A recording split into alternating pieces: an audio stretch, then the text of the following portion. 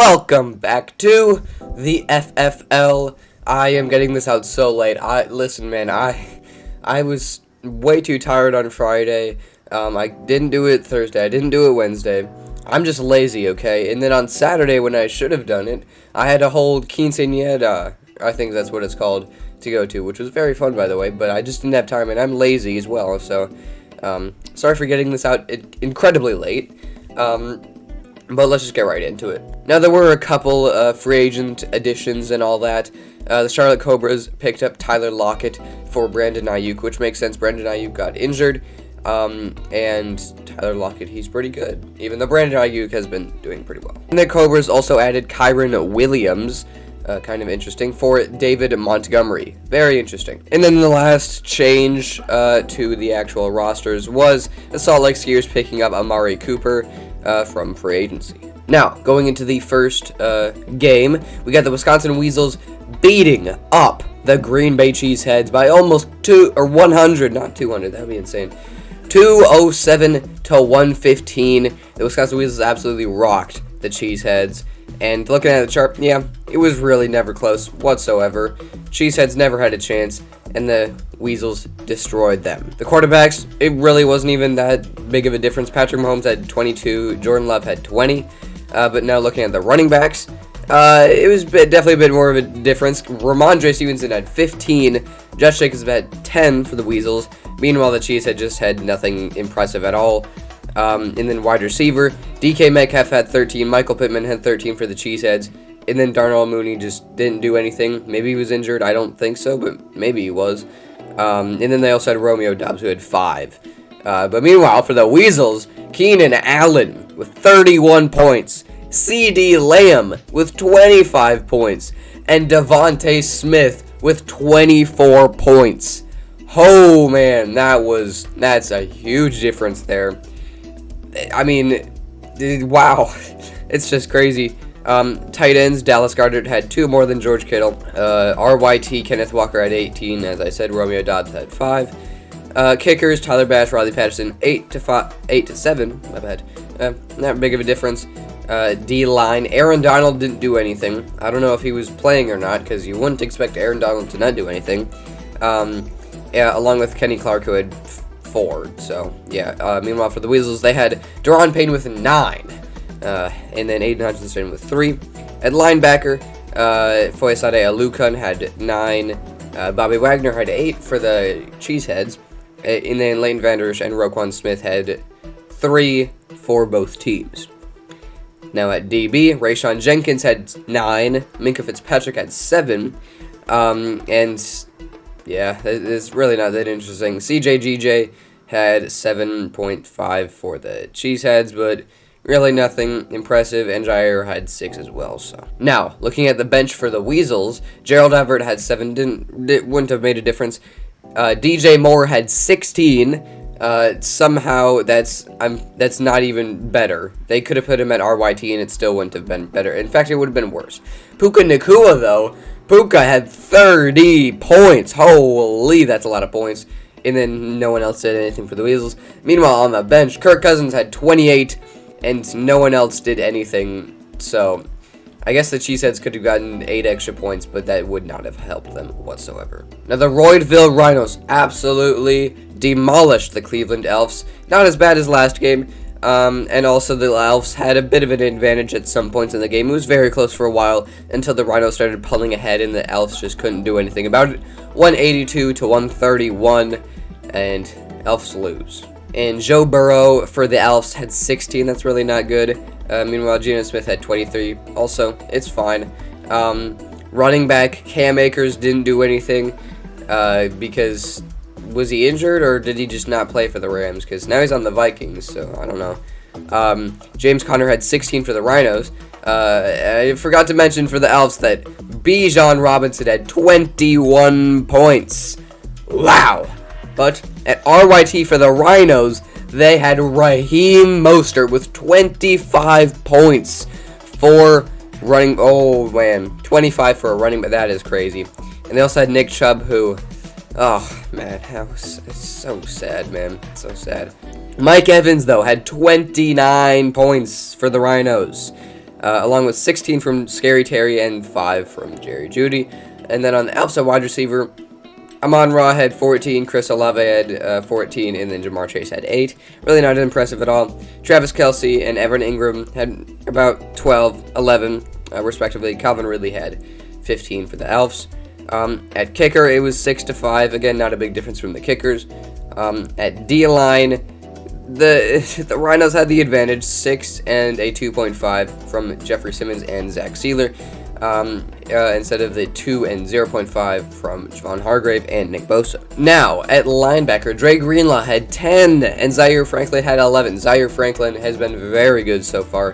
TJ Edwards not that bad as well. And Josie Jewell for the Rhinos also has not been that bad with 9 this game. And at DBs, Derwin James had 9 and no one else really did anything. Cameron Curl, the Elfs free agent pickup, had 6, and that was the best for them, but they really didn't do anything else. Now looking at the Rhinos on the bench, Dak had 19, wouldn't have been better, but DeAndre Swift with 27 points. Holy! They could have had 2 running backs with over 25 points. That would have been insane. Meanwhile, for the Elfs on the bench, 17 for Garrett Wilson, 16 for Mike Williams, and yeah, they really would not have won no matter what. Now, the San Diego Sharks scored another 200. That is the 3rd time this season that a team has scored over 200 points. The 2nd time this week. Oh man, this is crazy. The Salt Lake Sears didn't even have a bad game. 156 to 206. Kind of crazy. Lost by 50 points, but still put up a lot of points. Kind of crazy. And just like last game, it was close for a while until the Sharks started pulling ahead. Skiers tried to make a little bit of a comeback, but it didn't work. And looking at the players, Josh Allen had 23 for the Sharks, and Tua had 14. So, yeah, a bit of a drop-off, which is expected against Bill Belichick. But at running back, Derrick Henry for the Skiers had 18. And the Sharks, they had 22 from Christian McCaffrey. That is a lot of points for a running back. Meanwhile, 13 for Joe Mixon as well. And then at wide receiver, the Sharks had Michael Thomas with 12, Deebo Samuel with 22, and T. Higgins with 28 points. Holy! He is not even the number 1 wide receiver on that team, and he still got 28 points. Kind of insane. Meanwhile, for the Skiers, they did not have anyone even, like, remotely good. D-Hop, A.J. Brown, and Zay Flowers, about 8 points in the middle for all of them. Yeah, really not good. Meanwhile, Mark Andrews had 15. That's a lot for a tight end. And Darren Waller also did not have a bad game for the Sharks with 13. That's really not bad. And then George Pickens had 22 at RYT compared to David Njoku's 6. At kicker, Young Hoku has been on fire. He's had 13 points this time. Justin Tucker with 9, not even terrible, but Young Hoku was just better. Dexter Lawrence, I think that's the one, 3 points, along with Max Crosby 6. Really not impressive for the Sharks at D-line. Meanwhile, Christian Wilkins with 8 and Jonathan Allen with 2 for the Skiers. Meanwhile, at linebacker, Fred Warner and Frankie Louvu for the Skiers. This is why it was a competitive game for so long. 13 and 12 for Fred and Frankie. That was a very good game for both of them. Meanwhile, Nick Bolton, Drew Tranquil for the Sharks did really not good. And again, the Skiers doing really well on defense, as Julian Love with 12, Rasul Douglas with 8, compared to really nothing. Every single player was better. Trayvon Diggs was injured, but not during the game. He didn't get injured during the game, but he only had 5 points. But now he is injured. Now looking at the bench, Daniel Jones for the Sharks he had 31 points.